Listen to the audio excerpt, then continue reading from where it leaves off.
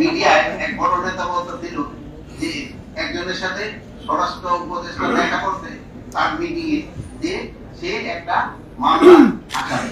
এমন যে আজকে আমার সাথে কথা বলবেন, এটা হয়তো আরেকটা মিডিয়া বলবো যে উনি একটা আমার কথা উনি আসামি, ওনার সাথে স্বরাষ্ট্র উপদেষ্টা কথা বলবে।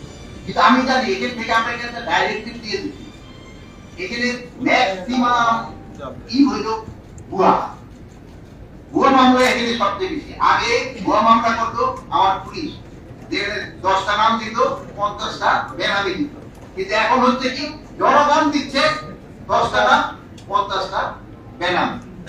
এই জিনিসটা হচ্ছে, এই জন্য কিন্তু আমরা শুধু যে এটা না, আপনাকে মিডিয়া প্রথম দেওয়ার পরে দেখতে অত প্রমিনেন্ট ভাবে ছাপায় নাই, ওরা আমি পয়সা দিয়া এটা আবার একটা কি হিসাবে দিচ্ছি, এর হিসাবে দিচ্ছি যেন জনগণ জানতে। এরপরে আপনি আরেকটা দেখেন, যদি একজন মামলা হতো তো আপনি ধরার কথা, কিন্তু আপনি তো ধরে নেই।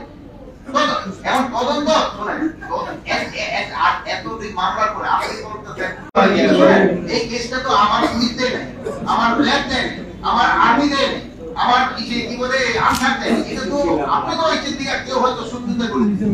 এই জন্য আপনি যেন কোনো অবস্থায় হেরাস না হন, এই জন্য তো আমরা ব্যবস্থা নিচ্ছি, এই জন্য তো আমরা ধন্যবাদ দেওয়ার কথা।